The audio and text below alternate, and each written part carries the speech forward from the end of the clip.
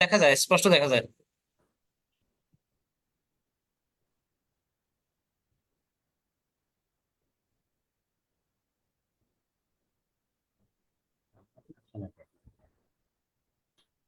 আমার সিলেট আওয়াজটা খুব বেশি।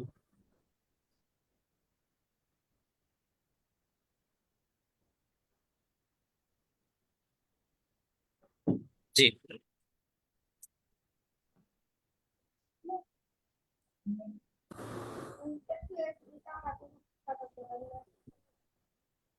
হেডসেট না এটা নাকি?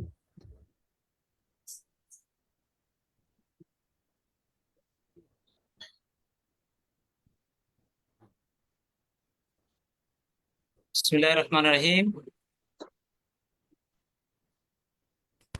সকলের প্রতি শুভেচ্ছা, অভিনন্দন এবং কৃতজ্ঞতা জানিয়ে আজকের ফেসবুক প্রোগ্রাম, লাইভ প্রোগ্রামটি শুরু করতে যাচ্ছি আল্লাহর নাম নিয়ে। সকল বন্ধু শুভাকাঙ্ক্ষীকে সালাম জানাচ্ছি, আসসালামু আলাইকুম। আশা করি আপনারা সবাই আলহামদুলিল্লাহ আল্লাহর রহমতে ভালো আছেন। শুক্রিয়া আল্লাহর কাছে, আলহামদুলিল্লাহ আমিও ভালো আছি। তো যারা যারা আমাদের এই লাইভ প্রোগ্রামে অংশগ্রহণ অলরেডি করেছেন, তাদেরকে বিনীত অনুরোধ করব যে কে কোথা থেকে দেখছেন এবং আমাদেরকে শুনতে পাচ্ছেন কিনা একটু কমেন্টস করে জানাবেন। আর যেহেতু আপনারা জানেন আজকে আমাদের প্রোগ্রামের প্রধান অতিথি, যিনি অলরেডি ডেস্টিনি গ্রুপের প্রধান আইনজীবী এবং সাবেক পাবলিক প্রসিকিউটর, মহানগর দরজা আদালত, ঢাকা। এবং শুধু তাই না, অ্যাডভোকেট এহসানুল হক সমাজি স্যার, উনি একজন আসলে হ্যাঁ, বুঝতে পারছি। বাংলাদেশের একজন পরিচিত স্বনামধন্য আইনজীবী। বিশেষ করে আমি এক কথাই বলতে পারি, সেটা হলো ঢাকাতে জজ কোর্টে একজন সুপারস্টার হিসেবে ওনার ক্যারিয়ার অলরেডি উজ্জ্বল ভাবে সারা বাংলাদেশের মানুষ একদম ওনাকে ভালোভাবে চেনেন, আপনারা জানেন। তো উনি ওনার গুরুত্বপূর্ণ সময় আমাদেরকে দিয়েছেন এবং এই বিষয়ে আপনারা আমাদের মামলা সংক্রান্ত বিষয়ে আশা করি তথ্য পাবেন। এবং আমরা স্যারকে আহ, আলোচনা করার সুযোগ দিব। তার পরবর্তীতে আমাদের আজকে যিনি অতিথি, সিদ্দিক ভাই, ওনার কথা শুনবো। এরপরে আমি 3 থেকে 5 মিনিট বর্তমান ব্যবসা কেন্দ্রিক আমাদের কি পরিস্থিতি, পরিবেশ, এটা নিয়ে আমি একটু আলোচনা করব। যে আপনারা নিশ্চয়ই আমাদের শুনতে পাচ্ছেন, আমাদেরকে একটু কমেন্টস করে জানান। এই বিষয়ে আপনারা আমাদের মানসিক বিষয়ে আশা করি।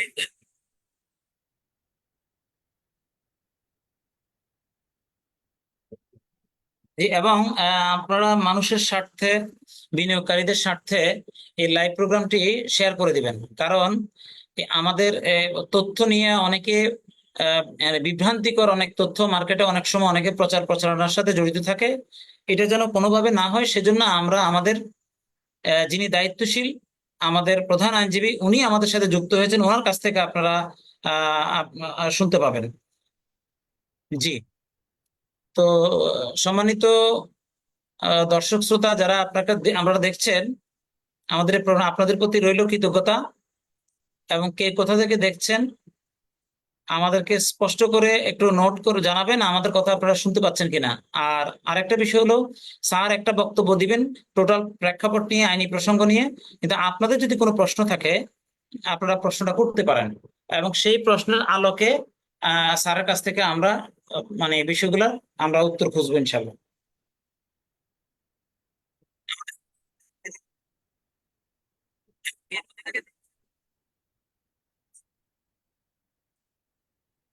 জি, লাইভটিকে দয়া করে শেয়ার করে দেন, যেন মানুষ আমাদের লাইভটি স্পষ্ট দেখতে পারে এবং মানুষ যেন সঠিক তথ্য পায়। এই জন্য আপনারা লাইভটি শেয়ার করে দিবেন প্লিজ। জি, জনাব এহসানুল হক সমাজি স্যার, অ্যাডভোকেট, আপনাকে অসংখ্য ধন্যবাদ এবং কৃতজ্ঞতা জানাচ্ছি যে আপনার মূল্যবান সময় আপনি আমাদের এই প্রোগ্রামে এসে দিচ্ছেন। এটা আপনার কাছে অনেক বেশি কৃতজ্ঞ। কারণ আপনার আপনার সময়ের মূল্য আল্লাহর রহমতে আমরা বুঝি এবং আমাদের যারা দর্শক শ্রোতা তারাও বোঝেন, আশা করছি। কারণ আপনার সময়ের ভ্যালুটা এটা আমরা বুঝি। তো আপনার প্রতি অনেক বেশি কৃতজ্ঞতা, আপনি আমাদেরকে সময় দিচ্ছেন এই জন্য। তো দর্শক শ্রোতা, আপনারা জানেন যে আমাদের ডেস্টিনি ম্যানেজমেন্টের বিরুদ্ধে 2টি বেসিক প্রাতিষ্ঠানিক মামলা, একটা হলো মাল্টিপারপাস কোঅপারেটিভ সোসাইটি মামলা, একটা হলো ট্রি প্ল্যান্টেশনের মামলা। আর মাল্টিপারপাস কোঅপারেটিভ সোসাইটি মামলাটা অলরেডি সমাপ্তি, এটার একটা পর্যায়ে চলে গেছে। তো আজকে আপনারা জানেন অলরেডি ট্রি প্ল্যান্টেশন লিমিটেডের মামলাটা আহ, রায়ের কাছাকাছি অবস্থানে আমরা আছি। এমত অবস্থায় আপনারা আদালতের প্রসঙ্গগুলি আপনারা আমাদের লাইভ থেকে আপনারা জানতে পারেন। তারপরও আমরা আমাদের যিনি লার্নার্ড যে পার্সোনালিটি জনাব আমাদের অ্যাডভোকেট এহসানুল হক সমাজি স্যার, ওনার কাছ থেকে এই tree plantation destiny to tree plantation লিমিটেডের মামলার আপডেট কি, এবং তার পাশাপাশি আমি স্যারকে বলবো যে দুদক গত দুইটা ইয়েতে টাইম পিটিশন দিয়েছেন, পাশাপাশি আসলে আমরা মামলাটার পরিস্থিতি কি, আমরা স্যারের কাছ থেকে তার মূল্যবান স্যারের বক্তব্যটা শুনবো। স্যার, আপনাকে স্বাগত জানাচ্ছি আমাদের প্রোগ্রামে, আমাদেরকে গাইডলাইন দেওয়ার জন্য। তো আমাদের মামলা সংক্রান্ত বিষয়ে আপনি একটা ওভারভিউ আপডেট দিবেন, এটা আপনার কাছে আমরা আশা করছি। ধন্যবাদ।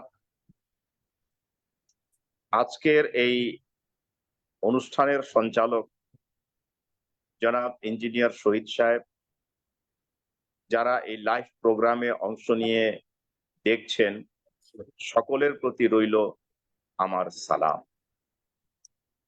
প্রথমত, এই destiny 2000 limited, destiny tree plantation limited, destiny multipurpose cooperative societies limited কিংবা ডেস্টিনি পরিবারভুক্ত সংশ্লিষ্টে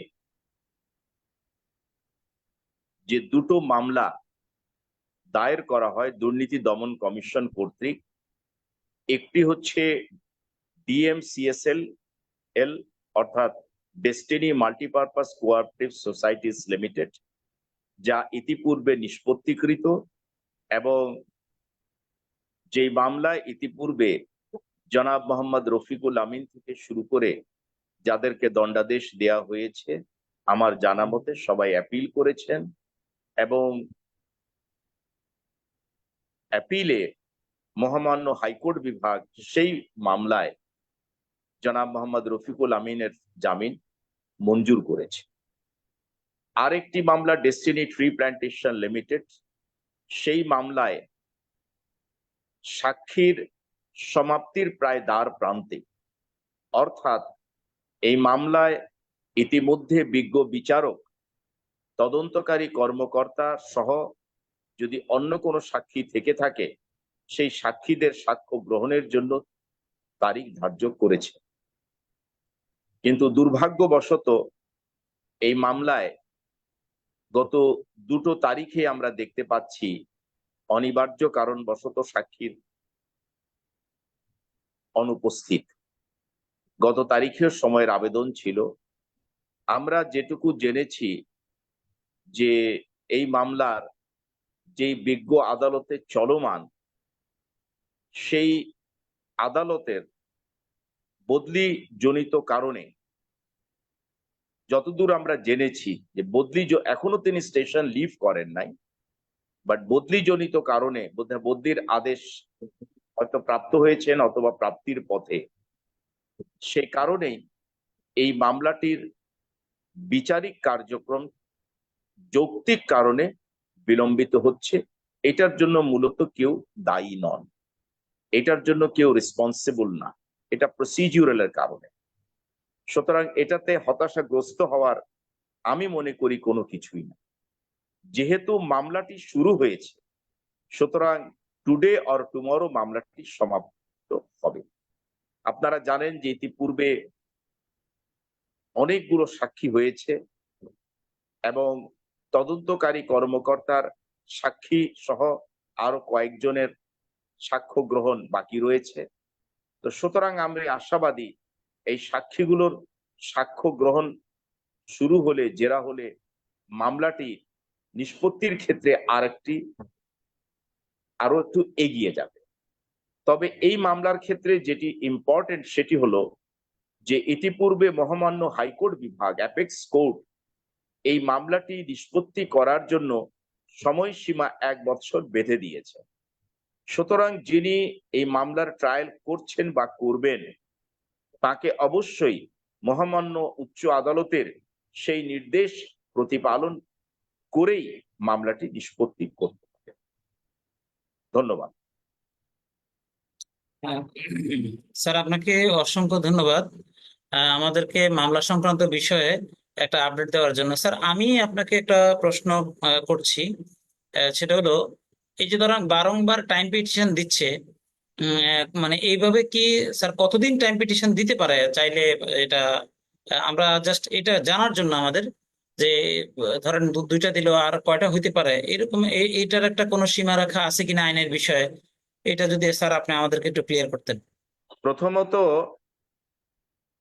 সাক্ষী যদি বিজ্ঞ আদালতে না আসেন, অনুপস্থিত থাকেন, সেই ক্ষেত্রে লার্নেড পাবলিক প্রসিকিউটরের দায়িত্ব হচ্ছে আদালতকে ইন রাইটিং না আসার বিষয়টি জানানো।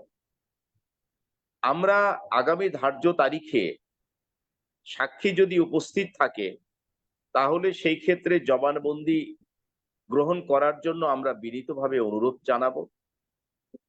আর যদি পূর্বের ধারাবাহিকতায় যদি সময়ের আবেদন থাকে তাহলে সেই দরখাস্তটি আমরা পর্যালোচনা করে দেখব যে কি কারণে, কোন গ্রাউন্ডসে এই সাক্ষীগুলো অনুপস্থিত রয়েছে, এবং সেই গ্রাউন্ডস গুলো যদি দুর্বল হয়ে থাকে এবং মামলাকে প্রলংড করার স্বার্থে যদি হয়ে থাকে তাহলে সেটি আমরা ওই দরখাস্ত পর্যালোচনা করে আমাদের আইনগত যে বক্তব্য সেটা ইনশাল্লাহ আমরা উপস্থাপন আগামী ধার্য তারিখে করব।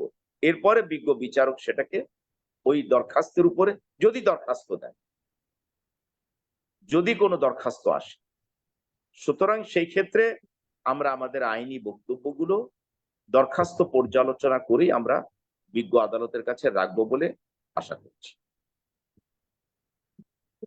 স্যার আপনাকে অসংখ্য ধন্যবাদ।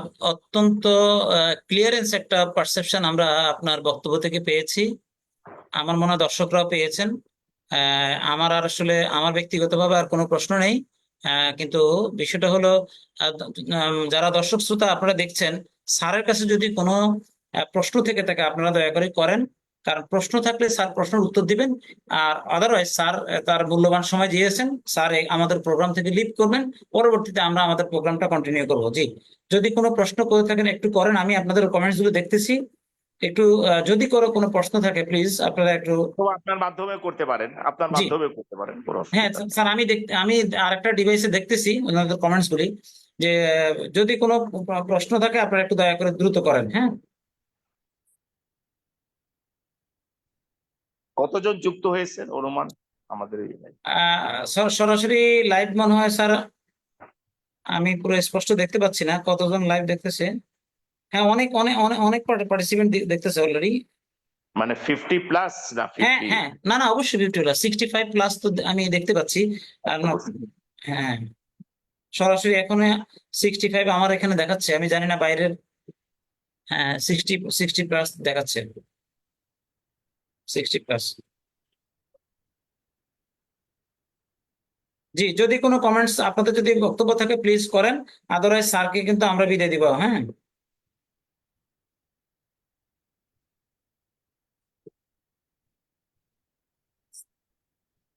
না স্যার, এমন কোনো প্রশ্ন আমি পাচ্ছি না ইয়ে থেকে। তো আশা করি স্যার আপনার আপনার অল্প বক্তব্যে আমি যতটুকু দেখলাম যে আপনার টোটাল বিষয়গুলোই পরিষ্কার ভাবে চলে আসছে। জি, পরিষ্কার ভাবে আপনার ধারণা চলে আসছে। প্রিয় দর্শক শ্রোতা, আপনাদের প্রতি অনেক বেশি কৃতজ্ঞতা যারা আমাদের এই অনুষ্ঠানটা দেখছেন, এবং বিশেষ করে স্যার কিন্তু কমপ্লিটলি আপনার আইনি ব্যাখ্যাটা আপনাদেরকে ক্লিয়ার করে দিয়েছেন যে মামলার চলমান পরিস্থিতিটা কি। আদারওয়াইজ যদি কোনো রকম উদ্বুদ্ধ পরিস্থিতি হয় সেই ক্ষেত্রে আইনিভাবে কিভাবে ফেস করবেন সেটাও কিন্তু চলে এসছে। সুতরাং হতাশ হওয়ার কোনো কারণ নেই, স্যারের বক্তব্যটা একদম স্পষ্ট। যেহেতু বিচারক বদলি সংক্রান্ত একটা বিষয় নিয়ে স্যার মানে কথা বলেছেন, যে কারণে আমাদের হয়তো এই জিনিসটা ডিলে হচ্ছে। আশা করি এই ট্রান্সফার সিস্টেমটা যদি ওকে হয়ে যায় তখন আশা করি আমাদের এই কার্যক্রমটা আবার দ্রুত চলমান হবে। স্যার আরেকটা প্রশ্ন আমি দর্শকদের কাছ থেকে পেয়েছি, সেটা হলো যদি স্যার নতুন বিচারক আসে তাহলে কি পুরো শুনানিটা কি উনি আবার নতুন করে শুরু করবেন? ধন্যবাদ। প্রথমত, বর্তমানে যে লার্নেড জাজ আছেন, জি যতক্ষণ পর্যন্ত উনি স্টেশন লিভ না করছেন ততক্ষণ পর্যন্ত নতুন কোনো বিজ্ঞ বিচারক যোগ দিতে পারছেন না, এবং স্টেশন লিভ করার ক্ষেত্রে কিছু প্রসিডিউরাল আনুষ্ঠানিকতা রয়েছে। তো সুতরাং সেটা হচ্ছে সময় সাপেক্ষের ব্যাপার, এটা হচ্ছে কিছু আনুষ্ঠানিকতা থাকে পদ্ধতিগত। যিনি নতুন আসবেন, আমাদের মনে রাখতে হবে যে মামলার গতি যে পর্যন্ত ছিল এর পরবর্তী কার্যক্রমে থেকে শুরু হবে, অর্থাৎ নতুন করে পুরনো সাক্ষীদেরকে আর আবার নতুন করে শুরু করার কোনো সুযোগ আইনে নাই। অর্থাৎ যে কয়েকজন সাক্ষী হয়ে গিয়েছে, এর পরবর্তীতে যারা সাক্ষী রয়েছেন, ইনভেস্টিগেটিং অফিসার, তদন্তকারী কর্মকর্তা বা প্রসিকিউশন যদি আরো কয়েকজনকে সাক্ষী হিসাবে সাক্ষ্য দিতে চান, তাদেরকেই পরীক্ষা করা হবে। অর্থাৎ নতুন করে পুরনো কোনো সাক্ষীকে আর, যারা অলরেডি পরীক্ষিত হয়ে গিয়েছে, এক্সামিনড হয়েছে, সেটা নতুন করে স্টার্ট করার আইনগত কোনো সুযোগ নাই। ঠিক আছে স্যার, আপনাকে অসংখ্য ধন্যবাদ। একেবারে স্পষ্ট হয়ে গেছে আপনার বক্তব্যে টোটাল বিষয়টা, যে যদি তার মানে আমাদের দর্শকরা একটা জিনিস আম, ইয়ে করেছেন যে যদি সত্যিকার অর্থে যদি এটা হয়, তার মানে বিচার কাজ তো প্রায় সমাপ্তির পথে, তো হইলে হয়তো কয়েকটা দিন দেরি হইতে পারে, এখন যে কয়েকটা। স্টেজে আছে সেই স্টেজেই থাকবে, এখন যে স্টেজে আছে সেই স্টেজেই থাকবে। এবং জি পাশাপাশি অনারেবল অ্যাপেক্স কোর্টের যেই সময়ের মধ্যে নিষ্পত্তি করতে হবে, যে জি ডাইরেকশন, সেই ডাইরেকশনটা বলবৎ বা বহাল আছে এবং থাকবে ইনশাআল্লাহ, যতক্ষণ পর্যন্ত ভিন্নতর কোনো আদেশ উচ্চ আদালত থেকে না আসছে। আচ্ছা। ঠিক আছে স্যার, অসংখ্য ধন্যবাদ আপনাকে। আপনাদেরকে আহ, ধন্যবাদ। জি ইনশাআল্লাহ জি আমাদের জন্য, আমার জন্য দোয়া করবেন। আবার দেখা হবে ইনশাআল্লাহ। ইনশাল্লাহ। সবাইকে শুভরাত্রি। আসসালামু আলাইকুম। জি স্যার, আপনাকে অসংখ্য ধন্যবাদ, আপনার প্রতি অনেক বেশি কৃতজ্ঞতা। Thank you sir. Thank you very much. জি জি, আসসালামু আলাইকুম।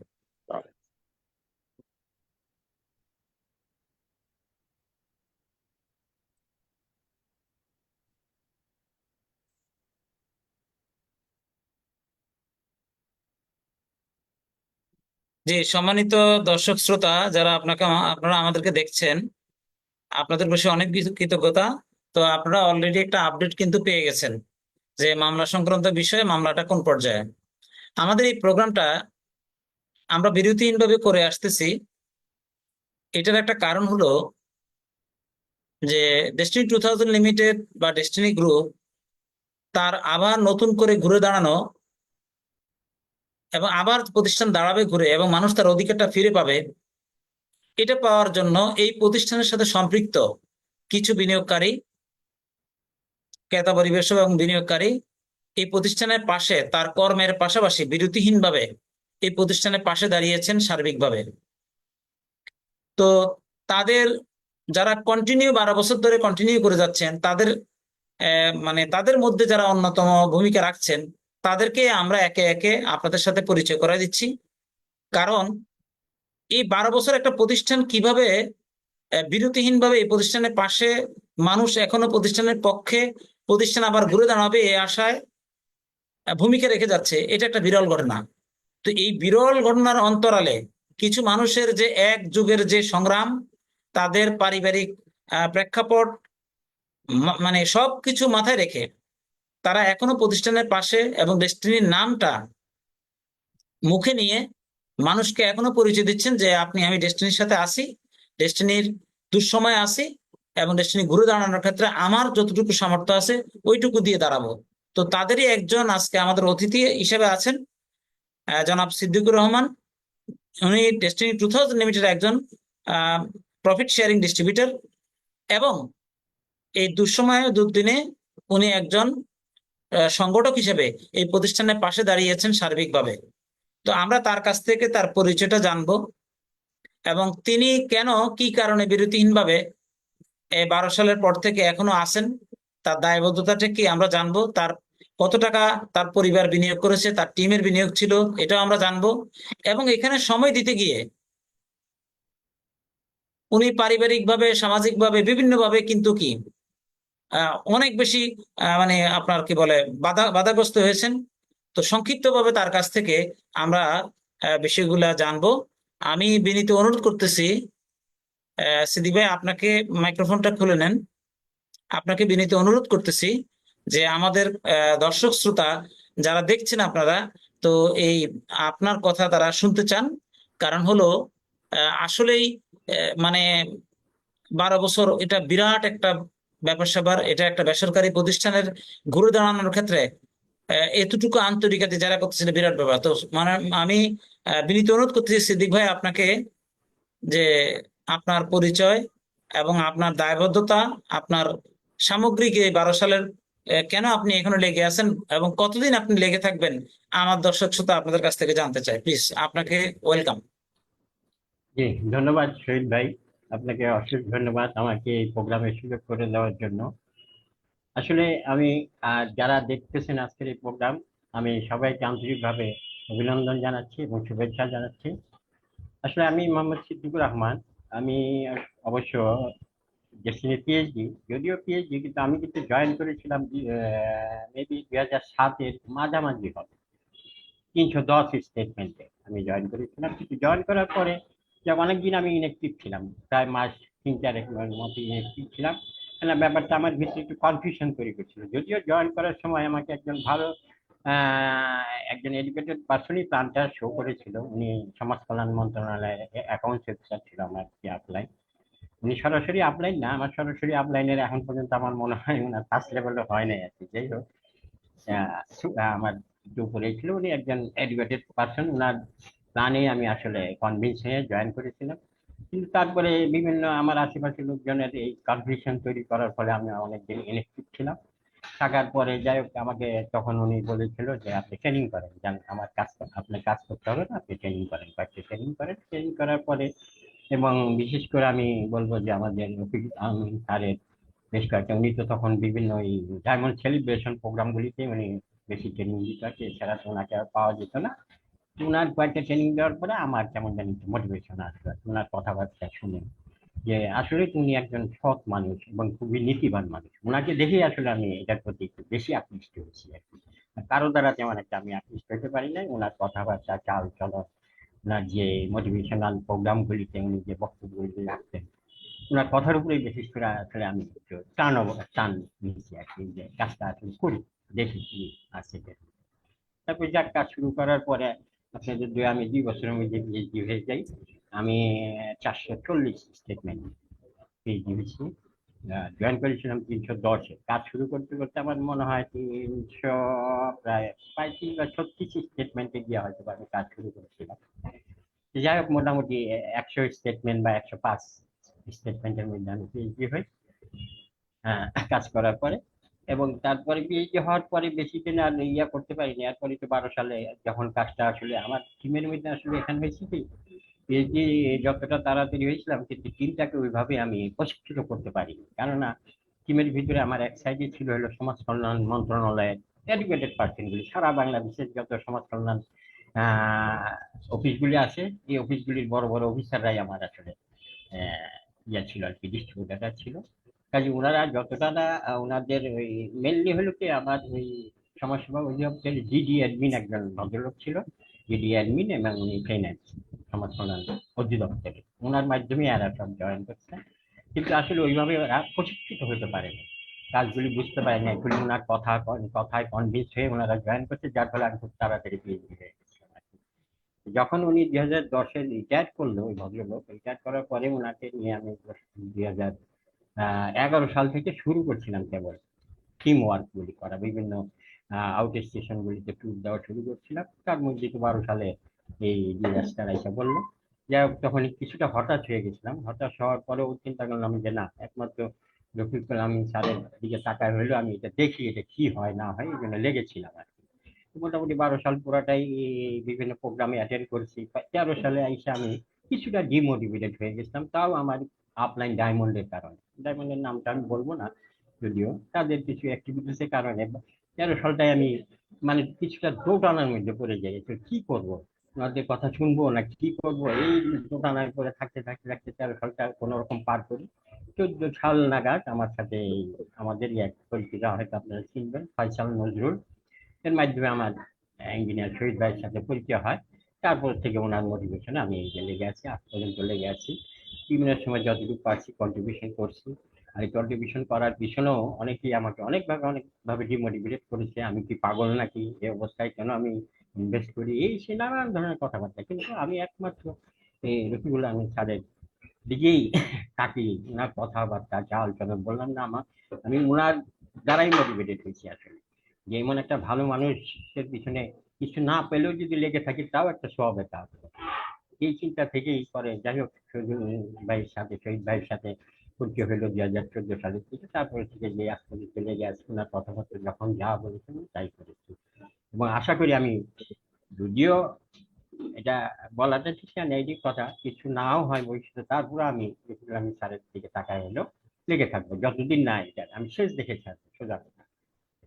শেষ কিছু দেখা ইনশাল্লাহ। ছাড়া আমি এটা এখান থেকে সরে যাবো না ইনশাআল্লাহ। তো এখন এই 12 বছর এখানে থাকতে গিয়ে হুম। আপনার তো অনেক পারিবারিক ভাবে বিভিন্ন বাধাগ্রস্ত আসছে। তো এই বাধা আপনাকে কোন রকমের ওই জিনিসগুলোকে ম্যানেজ করে আপনি কন্টিনিউ করেছেন, এই যে এত বড় একটা ত্যাগ। আসলে আমরা মনে করি ডেস্টিনি আবার ঘুরে দাঁড়াবে, মানুষ তার অধিকারটা ফিরে পাবে। এবং ইনশাল্লাহ যারা আপনারা, আমরা সহ, আমরা যারাই এখানে মানে ভূমিকা রেখেছি, অবশ্যই আল্লাহ কোনো না কোনো ভাবে আমাদেরকে বরকত দিবেন, সামাজিকভাবে আমাদেরকে, আর্থিকভাবে অবশ্যই সম্মানিত করবেন, এটা আমি মনে প্রাণে বিশ্বাস করি। এবং আমি দোয়াও করতেছি আপনার জন্য, এবং আপনি সহ যারা এই ভূমিকা রাখছে তাদের জীবনে যেন তারা সামাজিকভাবে ঘুরে দাঁড়াতে পারে, এই ত্যাগ যেন আল্লাহ মানে কবুল করে, এই জন্য আমিও দোয়া করছি। আমার জন্য দোয়া রাখবেন। দর্শক শ্রোতা যারা আছেন তারা, সিদ্দিক ভাই আপনাকে অসংখ্য ধন্যবাদ আমি আমাদেরকে। এখানে জি, অবশ্যই আরেকটু কথা বলি, জি, যে অনেকেই আসলে, আমি আসলে শহর কেন্দ্রিক ব্যবসাটা করেছি, তো শুরু থেকে শহরেই, আমি যেহেতু শহরে আমার জন্ম, ঢাকা শহরে আমার জন্ম, আর আমার টিমে মোটামুটি ভাবে আমি মানে শিক্ষিতের হারটা বেশি, যার ফলে ওই যে অনেকে গ্রামে থেকে অনেকে অনেক ধরনের মানে পরিস্থিতির শিকার হয়েছে, বিভিন্ন ডিস্ট্রিবিউটর তাদেরকে চার্জ করছে, অনেকে জমি জমা বিক্রি করে দিচ্ছে। আসলে আল্লাহ রহমতে আমি এই জিনিসটা এতটা ফেস করি না, কেন আমার টিমে বেশিরভাগ মানুষই এডুকেটেড পার্সন ছিল। তাদেরকে বোঝানোর ফলে তারা ধৈর্য ধরে আছে। হ্যাঁ, ইনভেস্টমেন্ট, প্রচুর ইনভেস্টমেন্ট হয়েছে, যেটা আমি আনলিমিটেড বলতেও পারবো না, কিন্তু তারা এডুকেটেড পার্সেন্ট, যা আমি বোঝানোর ফলে তারা বুঝতে পেরে আমাকে আসলে তারা কোনো ধরনের, তো এই পর্যন্ত কোনো ধরনের চার্জ তারা আজ পর্যন্ত আমাকে করে না। এখনো তারা আমার সাথে যোগাযোগ আছে এবং খোঁজ খবর নেয়। এবং তাদেরকে বলি বিভিন্ন, যে এই যে আমি যে জিনিসগুলি, খবরগুলি, মেসেজগুলি পাই বিভিন্ন সময় শহীদ ভাইয়ের মাধ্যমে, বা আমি নিজে উপস্থিত থেকে যে মেসেজগুলি পাই তাদের সাথে শেয়ার করি, এবং তারা সবাই মোটামুটি বলে যে হ্যাঁ আপনি লেগে থাকেন, আপনার সাথে আমরা আছি। এটা হলো মূল ব্যাপার, যে এই কারণে। আর কিছু কিছু লোক আমাকে বলছে যে বিভিন্ন সময় বলছে, তুমি কি পাগল নাকি, এতদিন দেশটি চালু অবস্থায় তুমি দেখি নাই তেমন একটা ইনভেস্ট করতে, এখন আইসা এই খারাপ সময়ে তুমি ইনভেস্ট করতেছো, তুমি যদি জলে দিচ্ছ টাকা পয়সা। আমি বলছি, ঠিক আছে আমি জলে দিই আর যাই করি। আমি বললাম না যে আমি স্যারের দিকে তাকাই না, আসলে একটা ভালো মানুষের জন্য যতটুকু আমার সাধ্য ততটুকু আমি করে যাবো, এর বিনিময়ে কিছু পাই আর না পাই, আমি ওনার সাথে আছি এবং থাকবো যতদিন না উনি বের হবেন ততদিন। এই দিক টাকাই আমি আসলে লেগে আছি আর কি। জি, আসলে আপনাকে অসংখ্য ধন্যবাদ এবং অনেক বেশি কৃতজ্ঞতা আপনার প্রতি। এই প্রোগ্রামে এসে প্রোগ্রামটাকে সাফল্যমণ্ডিত করেছেন, কারণ আপনারা যারা ভূমিকা রেখেছেন তাদেরকে এই প্রোগ্রামের মাধ্যমে এই তুলে ধরাটা, এটা আমার দায়িত্বের কাতারে পড়ে বলে আমি মনে করি। সেই জন্য আপনাকে অসংখ্য ধন্যবাদ। তাহলে আপনি থাকেন।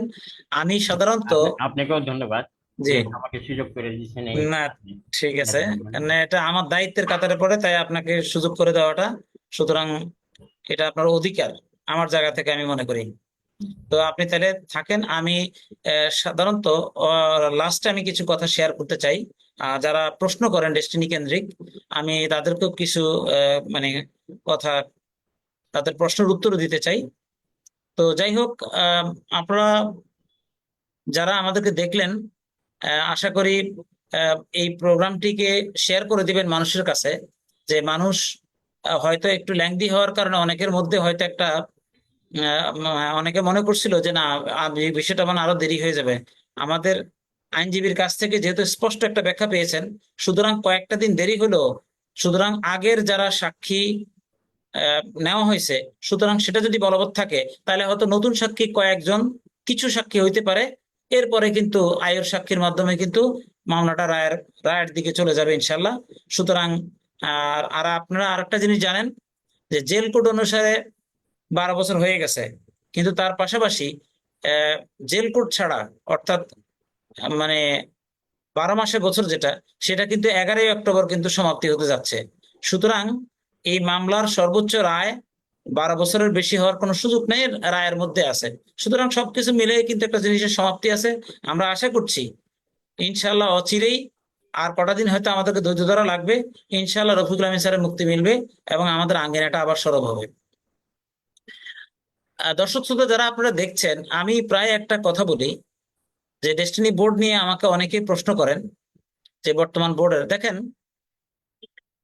একেবারে স্পষ্ট বক্তব্য হলো যে কোর্টের মাধ্যমে যে বোর্ড এসছে, তারা প্রশাসনিক কাজগুলো কমপ্লিট করার পরে ডেস্টিনির ব্যবসা চালু করার ব্যাপারে তারা পদক্ষেপ নিতে পারবে। কিন্তু ওই কাজগুলি কমপ্লিট করার আগ পর্যন্ত যদি কেউ বলে যে ব্যবসা করে ফেলবে, তারা মিথ্যাবাদী এবং বিভ্রান্তি সৃষ্টি করতেছে। কারণটা একদম স্পষ্ট, আবারও আজকে আমি ক্লিয়ার করতে চাই আপনাদেরকে। এই কোম্পানির টোটাল দেনাপানা যা আছে, হিসাব নিকাশ অডিট হবে প্রথম। অডিট হওয়ার পরে ডাইরেক্ট সেলিং হোক আর এমএলএম হোক, লাইসেন্স নিতে হবে গভর্নমেন্টের কাছ থেকে, বাণিজ্য মন্ত্রণালয় থেকে। এরপরে যা ডেস্টিনি ব্যবসা চালু করার বিষয়টা আসবে। কিন্তু এর আগে আমরা শুধু আশাবাদী থাকতে পারি, কিন্তু এর আগে যদি কেউ বলে যে এই করে ফেলবে সেই করে ফেলবে, তাহলে চরম মিথ্যাবাদী এবং বিভ্রান্তি সৃষ্টিকারী একটা মানুষ।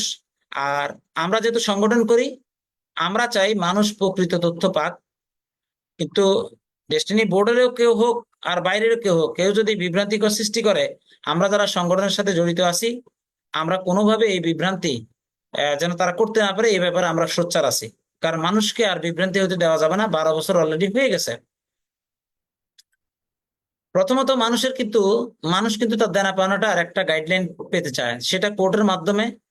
হিসাব নিকাশ কমপ্লিট করার পরে কোর্ট একটা ডাইরেকশন দিবেন ব্যবসা চালুটা। এই যে দেখেন ব্যবসা চালুর কথাগুলি আসে, ব্যবসা তো চালু আমরা চাই, কিন্তু ব্যবসা চালুর আগে লিমিটেড কোম্পানির কতগুলি বাধ্যবাধকতা আছে, তাদেরকে কোম্পানি আইন মান্য করে তাদেরকে আগাইতে হয়। সেই কারণে এই বিষয়গুলা মাথায় রেখেই তাদেরকে কিন্তু আগাইতে হবে। এটা হলো বাস্তব কথা। আসলে ডেস্টিনি 2000 লিমিটেডের, ডেস্টিনি গ্রুপের অনেক প্রতিষ্ঠান আছে। এখন অনেকেই মনে করতেছেন যে সব প্রতিষ্ঠানের দায় মনে হয় ডেস্টিনি 2000 লিমিটেডের। দেখেন, ডেস্টিনি 2000 লিমিটেড ইন্ডিভিজুয়াল প্রতিষ্ঠান। তার দায়টা কোন জায়গায়? যে মানুষের বিনিয়োগটা মানুষ ফিরে পাওয়ার জন্য এই প্রতিষ্ঠানের দায় নিতে হবে, কারণ এই প্রতিষ্ঠান মার্কেটিং করেছে। কিন্তু এই প্রতিষ্ঠান চাইলে অন্য কোনো যে কোনো প্রতিষ্ঠানের ব্যাপারে হস্তক্ষেপ ব্যবহার করতে পারবে না। কিন্তু তাকে দায় নিয়ে অন্য প্রতিষ্ঠান, যেমন মাল্টিপারপাস কোঅপারেটিভ সোসাইটি ইন্ডিভিজুয়াল প্রতিষ্ঠান, এবং সেটাকে আপনার অধিদপ্তর নিয়ন্ত্রণ করে, এবং সেটা গভর্নমেন্টের একটা ডিপার্টমেন্ট আছে যেটা তাদের নিয়ন্ত্রণে থাকে। সুতরাং সেখানে একটা কমিটি হয়েছে, আপনারা জানেন। কোর্টের অর্ডারের কারণে এই কমিটি হয়তো এই মুহূর্তে অ্যাক্টিভ রোল প্লে করতে পারতেছে না, কিন্তু আশা করি সামনে একটা রায় হবে, সেটার মাধ্যমে একটা গাইডলাইন আসবে। সুতরাং ওই প্রতিষ্ঠানের যে কার্যক্রম ওরাই করবে। বাকি যতগুলি প্রতিষ্ঠান, লিমিটেড প্রতিষ্ঠান আছে, সেগুলোর স্ব বোর্ড আছে, সেই বোর্ডে কিন্তু দেখবে। সুতরাং আমাদের অনেকেরই ধারণা যে ডেস্টিনি বোর্ডে মানে সব দেখবে, ব্যাপারটা আসলে তা না। এবং এটাই বাস্তব, কারণ ডেস্টিনির মূল কাজ হলো, দেখেন এই বর্তমান বোর্ড এসে গেছেও কিন্তু কম দিন হয় নাই। তাহলে এই পর্যন্ত এখনো কোনো অডিট ফার্মকে দেওয়া হয়নি। হ্যাঁ, তবে উদ্যোগ নেওয়া হয়েছে যতটুকু জানলাম। এবং আপনারা জানেন প্রতি মঙ্গলবারে যে শুনানি হয়, সেই শুনানিতে, গত শুনানিতে বোর্ডের কিছু দায়িত্বশীল আপনার সেখানে তাদেরকে আমরা পেয়েছিলাম। তাদের সাথে কথা বলেছিলাম, তারা বললো যে বোর্ডে অলরেডি এটাকে আনছে, তারা এটা অডিট করবে, অডিট কার্যক্রম শুরু করবে। তো আমরা এটাকে ওয়েলকাম জানাই, এবং আমরা এটা অনেক দিন আগে থেকে বলে আসতেছিলাম যে মূল কাজ এটা। তো যাই হোক, আসলে সেলসে কাজ করা একরকম, মার্কেটিং কাজ করা আরেক রকম, আবার প্রতিষ্ঠান চালানোর দায়িত্বটা কিন্তু আরেক রকম। তো যাই হোক, আমরা আশা করছি যে যেই কাজগুলি করলে প্রতিষ্ঠান সচল হবে সেই কাজগুলি বোর্ডের মাধ্যমে হোক, এটা আমাদের চাওয়া। কিন্তু আমরা একটাই স্পষ্ট বক্তব্য, এই চাওয়ার মাধ্যমে যেন বিভ্রান্তি না হয়। তো যাই হোক, আরেকটা কথা দেখেন, আমাকে অনেকেই বিভিন্নভাবে অফলাইনে অনলাইনে প্রশ্ন করছেন যে আলিস সেন্টার থেকে আপনার এই, সেখানে অনেকেই আছে যে ডেস্টিনির 2000 লিমিটেড আর ডেস্টিনি গ্রুপের আপডেট দিয়ে থাকেন, কিন্তু আমরা দেখি কয়েকজন গুটি কতেক, তারা অনেকে কিন্তু বিভিন্ন রকমের অকথ্য ভাষায় গালাগালি করেন এবং রফিকুল আলম হোসেন স্যারকে নিয়ে করেন। তো অলরেডি আমি একজন বর্তমান বোর্ডের আগের শেয়ার হোল্ডার, বর্তমানে পরিচালক, ওনাকে অলরেডি আমি প্রশ্ন করে ফেলছি, আমি নাম বলবো না, যে দেখেন আলিস সেন্টার থেকে যদি কেউ রফিকুল আমিন স্যারকে নিয়ে গালাগালি করে, তাহলে এটার দায় কিন্তু বর্তমান বোর্ডকে নিতে হবে। আসলে আমরা কিন্তু এটা কিভাবে ভূমিকা রাখতে হয় এটা কিন্তু আল্লাহর অশেষ রহমতে যেহেতু সংগঠন করতেছি গত 12 বছর যাবত ধরে, আমরা কিন্তু এটা ভালোভাবেই জানি। কিন্তু আমরা আসলে কোনো সম্প্রীতিতে বিশ্বাসী, যে কারণে এই বিষয়গুলোকে কোনোভাবে আমরা চাই না, আমরা চাই তাদের বুঝুক।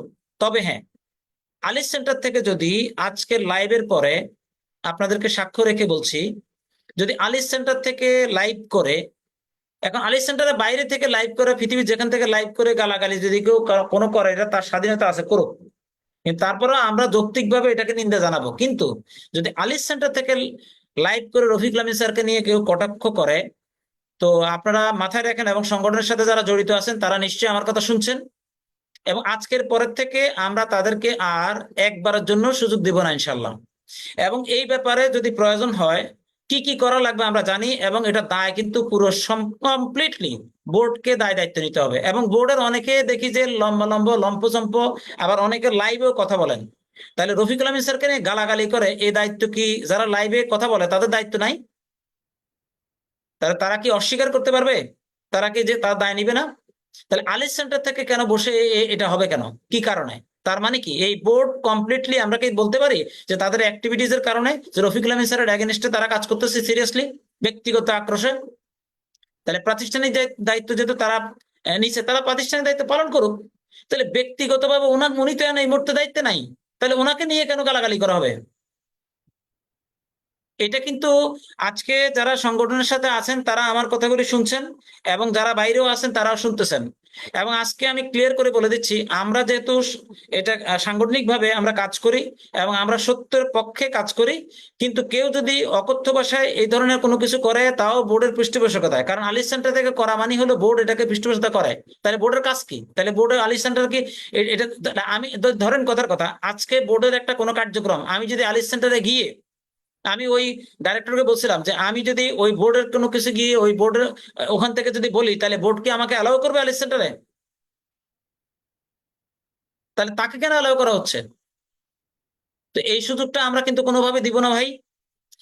যে বা যাহারা করেন তারাও কান খুলে শুনে রাখেন, বোর্ডে যারা আছেন তারাও কান খুলে শুনে রাখেন। আজকের লাইভের পরে আমি স্পষ্ট করে বলতে চাই, সাংগঠনিকভাবে আমরা এটার ব্যাপারে একটা পদক্ষেপ নিব।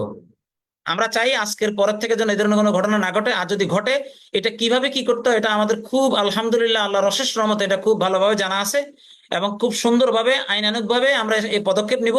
এবং এই পদক্ষেপের দায় বর্তমান বোর্ডকেও নিতে হইতে পারে, যেহেতু আলিস সেন্টারের থেকে এই কাজগুলো হচ্ছে। সো আমার মনে হয়, আশা করি এরকম হবে না। তার যদি হয় তো আপনাদেরকে সাক্ষ্য রেখে বলছি, সাংগঠনিকভাবে আমরা আমাদের সিদ্ধান্ত নিব। এবং যারা ডেস্টিনি গ্রুপে যারা পিএইচডি ডায়মন্ড এবং যারা শেয়ার হোল্ডার ডাইরেক্টর আছেন তারাও শুনছেন, এই সুযোগটা মনে হয় তাদেরকে আর দেওয়া যাবে না, কারণ সবকিছুর একটা সীমা আছে। যদি কেউ সীমা লঙ্ঘন করে সেই ক্ষেত্রে কিন্তু আমাদের ভূমিকা রাখা লাগবেই। তো যাই হোক, আমরা চাই সম্প্রীতি, আমরা চাই বোর্ড তার কার্যক্রম করে প্রতিষ্ঠানকে এগিয়ে নেয়। কারণ বোর্ড হলো সাময়িক, কারণ মূল একটা প্রতিষ্ঠানের যারা পরিচালক, শেয়ার হোল্ডার পরিচালক, তারা যখন আবার কামব্যাক করবেন তারা আবার কোম্পানিকে টেক ওভার করবেন, এবং তারা কিন্তু তত্ত্বাবধায়ক। কারণ আপনারা জানেন কোম্পানি আইনে বর্তমানে যারা শেয়ার হোল্ডার থেকে ডাইরেক্টর হয়েছেন তাদের অনেকেরই বেশিরভাগে ডাইরেক্টর হওয়ার জন্য যে শেয়ারের প্রয়োজন তাদের সেই শেয়ার নাই। তাহলে সুতরাং যারা বর্তমানে কি বলে মামলার ভিতরে আছেন রফিকুল আমিন স্যার, তারা যখন বেরিয়ে আসবেন তাহলে তারা হলো সাময়িক তত্ত্বাবধায়ক, তার সারা জীবন কিন্তু তারা পরিচালক থাকতে পারবেন না, কারণ পরিচালক থাকতে গেলে তাহলে কোর্টের মাধ্যমে হওয়ার কারণে এটা একটা তত্ত্বাবধায়ক ম্যানেজমেন্ট। সুতরাং এই তত্ত্বাবধায়ক ম্যানেজমেন্ট তারা তাদের দায়িত্ব পালন করবে, এটাই বাস্তব। কারণ ডেস্টিন 2000 লিমিটেডের মূল ডাইরেক্টর হতে গেলে যে পরিমাণ শেয়ারের প্রয়োজন হয়, সেই শেয়ার যা থাকবে সেই কিন্তু সেখানে রোল প্লে করতে পারবে, এবং এটাই হলো কোম্পানি আইনের ম্যাটার। তো সুতরাং যারা আপনারা মনে করতেছেন শেয়ার হোল্ডার থেকে যারা ডাইরেক্টর হয়েছেন বা কোর্ট থেকে যারা এসেছেন তারা সারা জীবন থাকবেন, ব্যাপারটা তা না। ব্যাপারটা হলো এই মামলাটা যখনই নিষ্পত্তি হবে, রফিকুল আমিন স্যার সহ যারা পরিচালক আছেন তারা যখন এখান থেকে বেরিয়ে আসবেন, তারাই কোম্পানি টেক ওভার করবেন, তারাই কোম্পানিটাকে এগিয়ে নেবেন, এবং এটাই তাদের দায়িত্ব। আর এর আগ পর্যন্ত তত্ত্বাবধায়ক হিসেবে এই বোর্ড দায়িত্ব পালন করবেন, কারণ এ সাময়িকভাবে, কারণ মূল কোম্পানির যারা ওনার, যারা পরিচালক, তারাই কোম্পানি পরিচালনা করবেন। এখন যেহেতু আপনারা জানেন এই বোর্ডের আগমনটা মানে এটা তো বারংবার আপনাদেরকে বলা হয়েছে, এই বোর্ডের আগমনটা হয়েছিল কি কারণে, যে একটা অন্যায়ভাবে একটা তলবি সভা হয়েছে, যেটার হওয়ার কারণে যে বোর্ড হয়েছে তারা ট্রেড লাইসেন্স করছে, সেই ট্রেড লাইসেন্স আবার সিটি কর্পোরেশন বাতিল করছে, তারা ব্যাংক অ্যাকাউন্ট করছে, সেই ব্যাংক অ্যাকাউন্ট বাতিল করছে। এখন পরবর্তীকালে তারা যখন বুঝতে পারলো জিনিসটা আইনসম্মত হয় নাই, তখনই তারা কোম্পানি কোর্টে গেল। আর যেহেতু আইনসম্মত তারা হওয়ার আগ পর্যন্ত যিনি আইনসম্মত ভাবে ছিলেন সেটা হলো রফিকুল আমিন স্যার, তাহলে উনি তো পরিচালক হিসেবে ছিলেনই, কিন্তু তারা গায়ের জোর দিয়ে অনেকে পরিচালক হইতে চাইছেন, কিন্তু পরবর্তীতে যখন এগুলো ক্যান্সেল হয়েছে তখন তারা কোর্টের কাছে গেছেন। আর রফিকুল আমিন স্যার যেহেতু এমডি হিসেবে আছেন, তাহলে উনি ওনার জায়গা থেকে পক্ষ নর্মালি নিতেই হবে ওনাকে, কারণ উনি তো দায়িত্বে আসে নাই, কারণ দায়টা তো ওনার। যে যত কথাই বলুক দায়টা কিন্তু ওনার বেশি, কারণ উনি এই প্রতিষ্ঠানের মানে এই প্রতিষ্ঠানটাকে গড়ে তোলার ক্ষেত্রে কেন্দ্রবিন্দু হিসেবে কাজ করেছেন, এটা বলার অপেক্ষা রাখে না। তো সেই কারণে এই দুইটা জায়গা থেকে কোর্টের কাছে যাওয়ার কারণে কোর্ট তখন মানে কি বলে মাননীয় বিচারপতি সহ যারা আছেন তাদেরকে মিলে এইখানে যারা আবেদন করেছেন তাদের মধ্য থেকে এই 17 জনকে বা 18 17 জনকে আপনার কি বলে পরিচালক করে একটা বোর্ড তৈরি করেছেন। তার মানে এটা একটা সাময়িক তত্ত্বাবধায়ক, তাদের কাজ হলো একটা ভূমিকা রাখা। তার মানে মূল যারা পরিচালক তারা যখন আসবেন তখন এই বোর্ড কিন্তু অটোমেটিকলি ডিজলভ হয়ে যাবে, এটা বলার অপেক্ষা রাখে না, এটা বুঝতে হবে আপনাদেরকে। হ্যাঁ, এই বোর্ড তার কার্যক্রম আগায় নেক, আমাদের কোনো আপত্তি নেই, কিন্তু তারা সঠিক জিনিসগুলো করবে আমরা এটা মনে করি। কিন্তু এদের মধ্যে কেউ কেউ আছে আসলে কি বলবো মানে দুঃখজনক, যে তবে যাই হোক ধাক্কা খাইয়ে খাইয়ে কোম্পানি আইনগুলো তারা শিখবে, এটা আমরা আশা করি। আমরা চাই তারা কোম্পানি ভালোভাবে চালাক, সঠিকভাবে চালাক, এটাই আমরা আশা করি। তো এই হলো বিষয়। সুতরাং আপনারা যারা আমাদেরকে দেখলেন, হতাশ হওয়ার কোনো কারণ নেই, মামলা যেহেতু সমাপ্তির পথে, আর সুপ্রিম কোর্ট থেকেও দেখেন 6 মাসের একটা স্ট্যান্ড ওভার দিছে, সেটা অলরেডি 1 মাস চলে গেছে, আর হয়তো 1 মাসের চেয়ে বেশি হয়ে গেছে। তার মানে আর যেতে যেতে যে কোনো দিন শুনবেন আর অল্প কদিন আছে, তার মানে যতই হোক না কেন আমরা কিন্তু একটা সময় কিন্তু সমাপ্তি হবে, একটা পরিসমাপ্তি ঘটবেই। আর যেহেতু এই মামলার 12 বছরের সর্বোচ্চ সাজা, সেটাও কিন্তু প্রায় শেষ পর্যায়ে, তো ইনশাল্লাহ মুক্তি মিলবেই, ধৈর্য ধরেন। এবং আমি শুধু একটা কথা বলতে চাই যে বেলায় বেলায় কিন্তু অনেক সময় হয়ে গেছে, বোর্ড তার দায়িত্ব পালন করুক, এটা আমরা অবশ্যই চাই, যেহেতু কোর্ট থেকে দেওয়া হয়েছে, আমাদের কাছে বিকল্প কোনো অপশনও নাই। কিন্তু রফিকুল আমিন স্যার লাগবে এই প্রতিষ্ঠানটাকে আগায় নিয়ে যাওয়ার জন্য। এই কথাগুলি কিন্তু আমি বারবার বলছি সঙ্গত কারণে, this is the practical things. তো আমরা আমরা চাই যে রফিকুল আমিন স্যার যখন মুক্তি পাবে কোর্টের মাধ্যমে তখনই পাক, কিন্তু রফিকুল আমিন স্যারকে নিয়ে বিভ্রান্তি করা, মানে ওনার ব্যাপারে বিভিন্ন রকমের আমরা তো দেখি যে কে কি করতে চায়। তো এখন মনে হয় আর সময় আসছে, দেখা কিন্তু হয়ে গেছে প্রায় গত 5 বছর যাবত ধরে বিভিন্ন রকমের প্রচেষ্টা কিন্তু আমরা দেখেছি। আমি সবাইকে আহ্বান করব যে রফিকুল আমিন স্যারকে কেন্দ্র করে আমরা ইউনাইটেড থাকি, ইনশাল্লাহ আমাদের মুক্তি মিলবেই। এই প্রতিষ্ঠানটাকে আগায় নেওয়ার জন্য রফিকুল আমিন স্যারের কোনো বিকল্প নাই, এবং এটাই বাস্তব কথা, এটাই বাস্তব কথা। একজনও বোঝার চেষ্টা করতেছে না এক রফিকুল আমিন স্যার না থাকলে এই প্রতিষ্ঠানে কোন জায়গায় যেত, এতদিনে সম্পদ লুটপাট হয়ে কোন জায়গায় যেত, এগুলো কিন্তু আমরা কিছু প্রমাণ দেখছি। তো যাই হোক, আপনারা ধৈর্য ধরেন, হতাশ হওয়ার কোনো কারণ নাই। বিভিন্ন জায়গায় লুটপাট হচ্ছে, যেগুলো দেখার অনেকে কেউ নাই, এগুলো আপনারা অলরেডি জানেন। আপনার কি বলে ট্রি প্লান্টেশনের বিভিন্ন জায়গায় আপনার কি বলে যেভাবে করে মানে গাছগুলোকে লুণ্ঠন করে নেওয়া হয়েছে, এগুলো তো বলার অপেক্ষা রাখে না। তো যাই হোক, আমি আর আজকে লম্বা করব না। আমি মনে প্রাণে বিশ্বাস করি যে ইনশাল্লাহ এই প্রতিষ্ঠান আবার ঘুরে দাঁড়াবে, এবং শুধু আমাদেরকে সঠিকভাবে রফিকুল আমিন স্যারের পক্ষে থাকা উচিত বলে আমি মনে করি, সঙ্গত কারণে। আর বাকিটা এই বোর্ড তার কার্যক্রম রেগুলার কার্যক্রম করুক, করে আগায় নেক, এটাই আমাদের চাওয়া। তো ইনশাল্লাহ সবাইকে ধৈর্য ধারণ করার জন্য বিনীত আহ্বান জানাচ্ছি। আমার জন্য দোয়া রাখবেন, এবং আপনাদের সকলের প্রতি শুভকামনা রেখে আজকের লাইভ প্রোগ্রামটি আমি এখানে সমাপ্তি করতে চাই। ইনশাল্লাহ বিজয় আমাদের হবেই। আমরা যে যেখানে থাকি না কেন, চাকরি করি, ব্যবসা করি, যাই করি না কেন, এই প্রতিষ্ঠান ঘুরে দাঁড়ানোর ক্ষেত্রে সবাইকে ঐক্যবদ্ধ থাকার বিনীত আহ্বান জানাচ্ছি এবং ধৈর্য ধরার আহ্বান জানাচ্ছি। ইনশাল্লাহ জয় আমাদের হবেই।